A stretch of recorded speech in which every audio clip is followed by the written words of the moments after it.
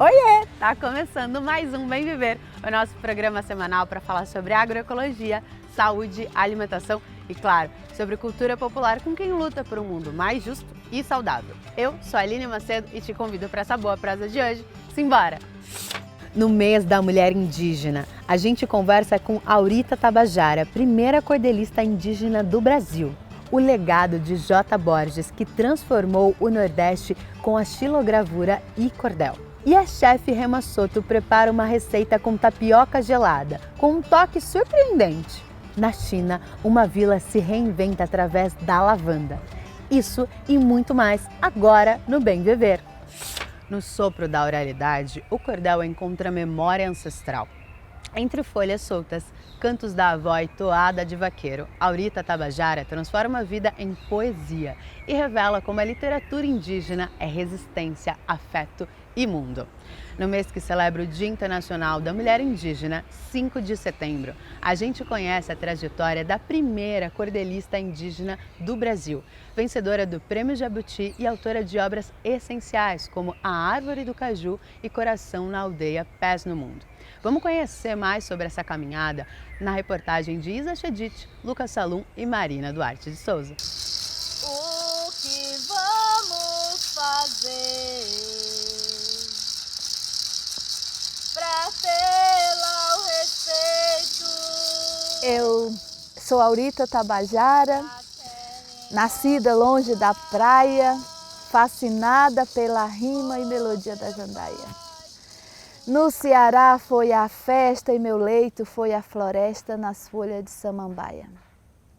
A minha essência ancestral me encontra cordelizando em amparo, faz-me existir e ao mundo eu vou contando que a minha forma de amar ninguém vai colonizar. Cordel e oralidade indígena.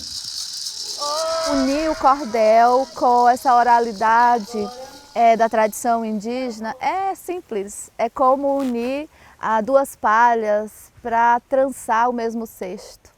Eu vejo nesse sentido, por nascer e crescer ouvindo a oralidade das tradições do meu povo e também as declamações dos romances, porque minha avó é declamadora, meu avô era vaqueiro, então ele cantava com o gado, o cordel cantado, a toada, que ele não aprendeu em lugar nenhum. Eram toadas, eu chamo de toadas personalizadas e ancestrais, porque era criada ali na hora. Então era daquela forma que eu queria falar com o povo, queria falar com as pessoas, com as histórias contadas pela minha avó e do jeito que o meu avô cantava com o gado para trazer então a oralidade e o cordel aí se encontrando desde lá da barriga da minha mãe.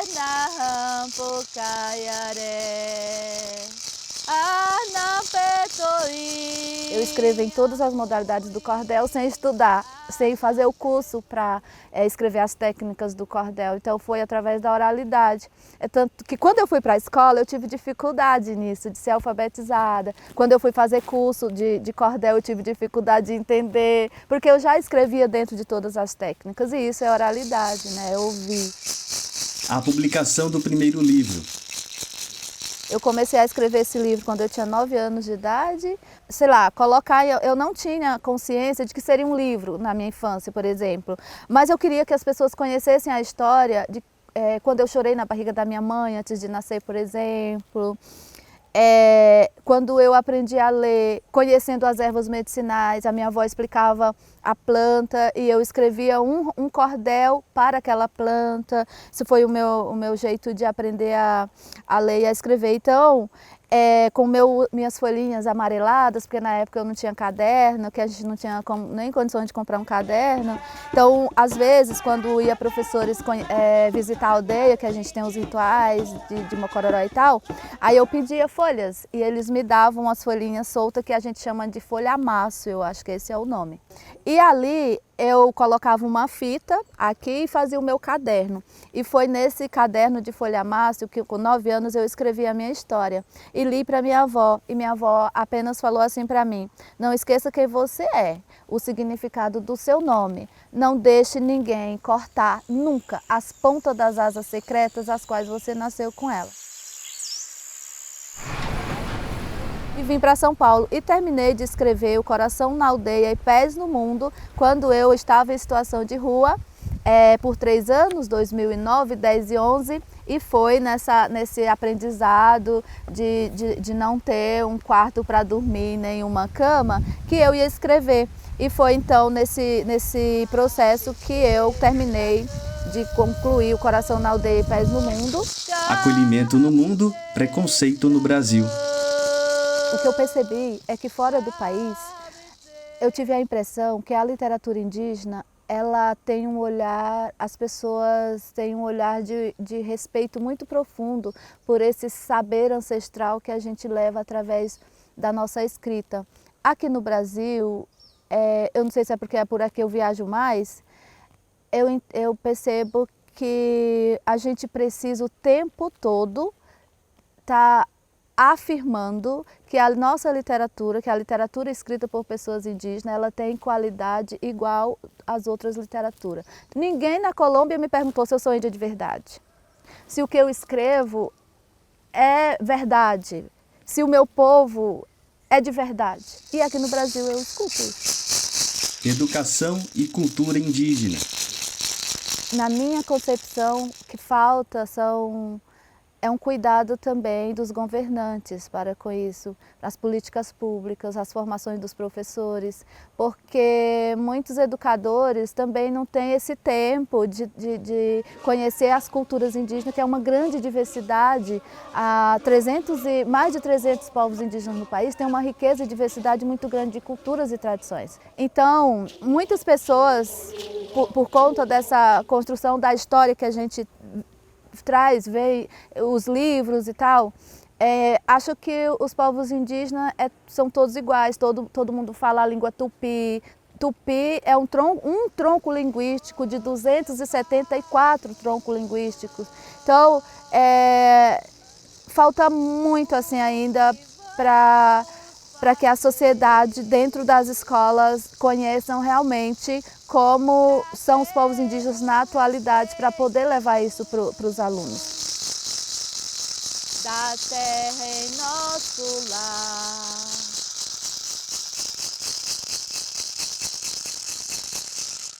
Você é potência, Aurita. Obrigada pelas palavras nos livros e no tempo. Já passou da hora desses saberes estarem nas escolas e em todo o país. E olha só, a Aurita acaba de lançar uma coletânea, Saberes Indígenas, Contribuições Ancestrais para o Futuro da Educação Infantil, pela editora Estação das Letras e Cores. E para você acompanhar todas essas obras da Aurita, é só ficar ligado no Instagram, @ita.tabajara. E falando em cordel, a gente vai até Pernambuco conhecer o legado do mestre que levou a arte popular brasileira para o mundo. J. Borges, patrimônio vivo de Pernambuco que transformou a memória do Nordeste em rimas e imagens. Vamos conferir na reportagem de Afonso Bezerra e Lucas Salum.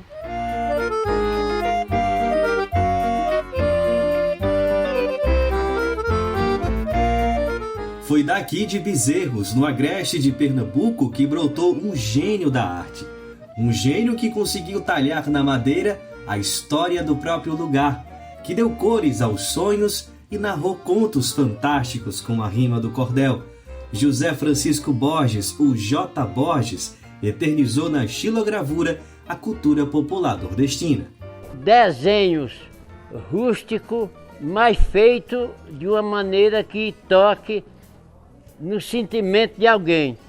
Porque se eu fizer um trabalho que não toque no sentimento de algumas pessoas, eu não vou ter sucesso. Tudo começou com uma literatura de cordel.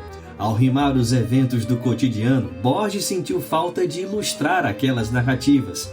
Foi daí que surgiu a ideia de incorporar a xilogravura nos folhetos de cordel, criando uma aliança sólida entre a imagem e o texto na literatura popular.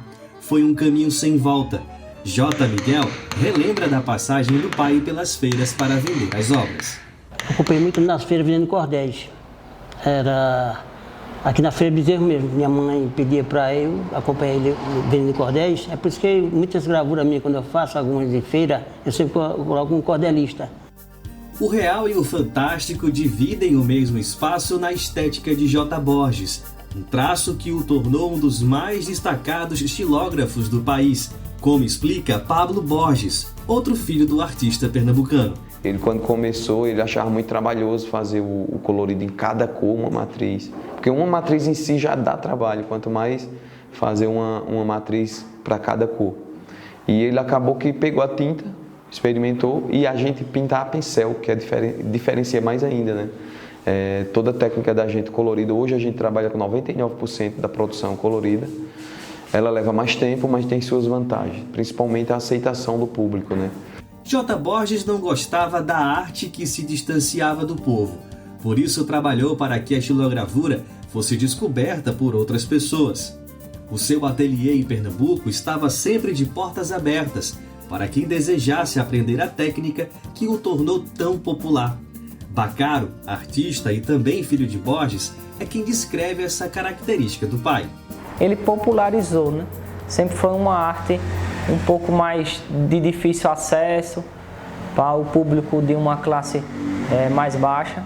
E aí J. Borges veio com a ideia de tornar popular, de tornar acessível, né? Borges foi reconhecido internacionalmente, foi premiado pela Unesco, ilustrou livros do escritor Eduardo Galeano, teve gravuras usadas em novelas, era considerado por Ariano Suassuna o melhor gravador popular do Nordeste e foi eleito Patrimônio Vivo de Pernambuco. A gravura é um reino e desse reino o príncipe é J. Borges. A defesa do Nordeste sempre foi presente na literatura e na xilogravura de Borges. Pablo explica que o pai foi um grande defensor e divulgador da região. Eu costumo dizer que Luiz Gonzaga cantou o Nordeste e pai ilustrou o Nordeste, né? Os dois autodidata que tivemos aqui no Nordeste para ser por ele, né? Apesar do forte tom regionalista, a obra é apreciada no mundo inteiro e aborda experiências universais, como a fé, a dualidade entre o bem e o mal e a natureza, aspectos que despertam a admiração em diversos lugares. É o que analisa o curador de arte popular Lucas Lassen. Ele é diretor criativo da Paiol, loja que aproxima a arte de Borges do público em São Paulo, e aponta que a obra do xilógrafo não tem fronteira. As obras tanto do Jota como dos filhos são o mundo inteiro consome eles. E quem não conhece passa a conhecer, se encanta e quer ter. Então hoje pode dizer que a xilogravura da família Borges ela é mundial. Há um ano Borges morreu na sua terra natal aos 89 anos, mas a bandeira da xilogravura segue hasteada pela família.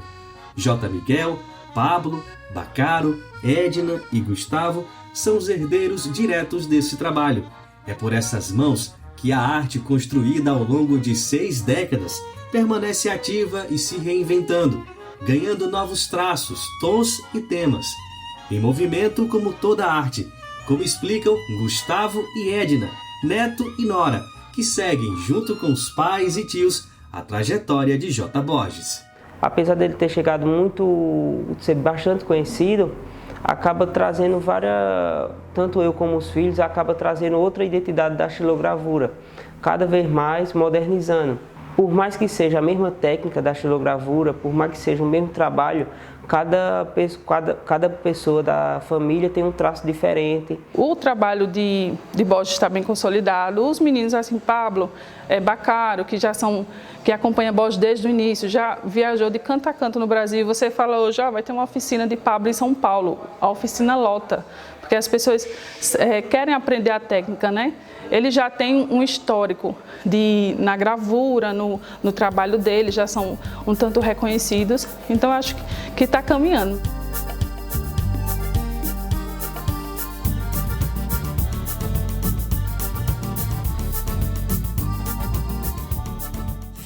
Da terra que inspirou J. Borges, sai também um dos alimentos mais tradicionais, a tapioca.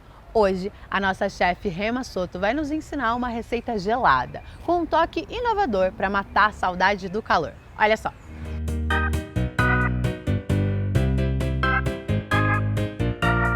Oi, meus amores, tudo bem com vocês? De novo juntos e hoje com uma surpresa. um doce gelado de tapioca. Ficou curioso? Vem comigo! Para essa receita, a gente vai precisar de 200 gramas de beterraba, 200 gramas de tapioca granulada, 160 gramas de leite de coco em pó, 400 ml de água, 150 gramas de açúcar, 60 gramas de coco seco ralado. Então, vamos começar cortando nossa beterraba pequena para ajudar no processo do liquidificador. Corto, bato no liquidificador com nossa água e peneiro.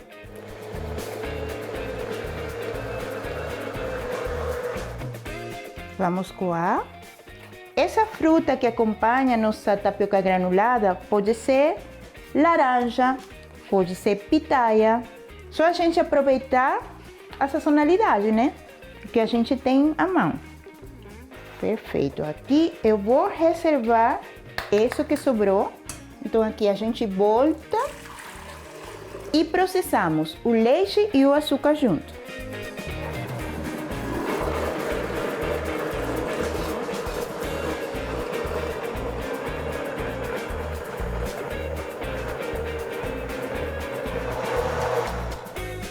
Tapioca granulada.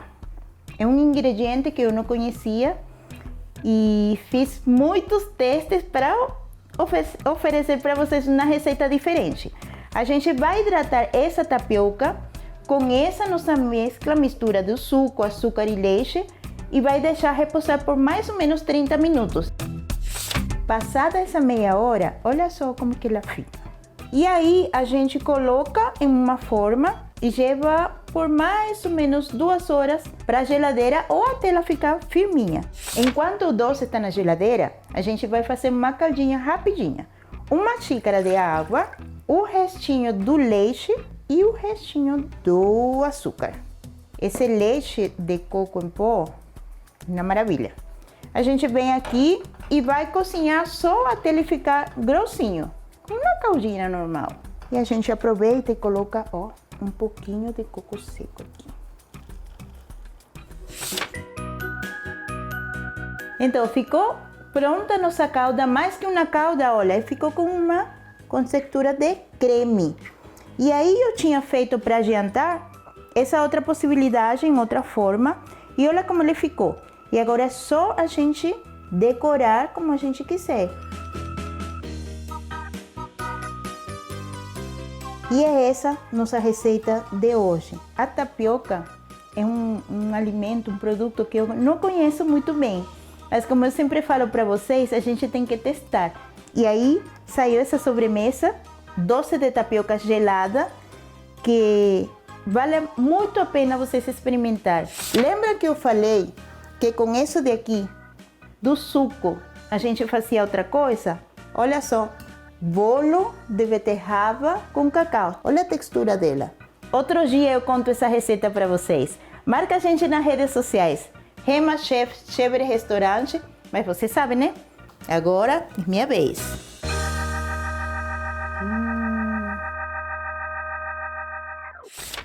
Deu água na boca, Rema. E se você quiser provar esse e outros pratos com ingredientes da Reforma Agrária, basta você conferir uma loja do Armazém do Campo mais pertinho de você. E para acessar é muito fácil, é só colocar armazendocampo.com.br. E agora, uma arte que nasceu no Chile e foi abraçada no sul do Brasil, as arpilheiras. Quadros de tecidos feitos com apliques e bordados que contam histórias de vida. No Paraná, essa técnica se transforma em fonte de renda e empoderamento para mulheres. Quem conta mais sobre essa história é a Sônia. Bora conferir. Eu sou a Sônia Aparecida da Silva e faço parte do grupo de Mulheres em Movimento, um coletivo do norte do Paraná e do litoral do Paraná, composto por 64 mulheres que trabalham contando as suas histórias de vida ou seus sonhos através da técnica das arpilheiras. Então convido vocês a nos seguir nas redes sociais e venha prestigiar e conhecer o nosso trabalho. O nosso Instagram é Arpileiras Paraná. Conto com vocês, nos sigam lá! Uma vila perdida no interior da China se reinventou a partir de uma flor roxa que conquistou o mundo. É da força da lavanda que nasce uma nova esperança. capaz de trazer gente de volta ao campo e transformar vidas. Vamos saber mais sobre essa revitalização do futuro com o Mauro Ramos.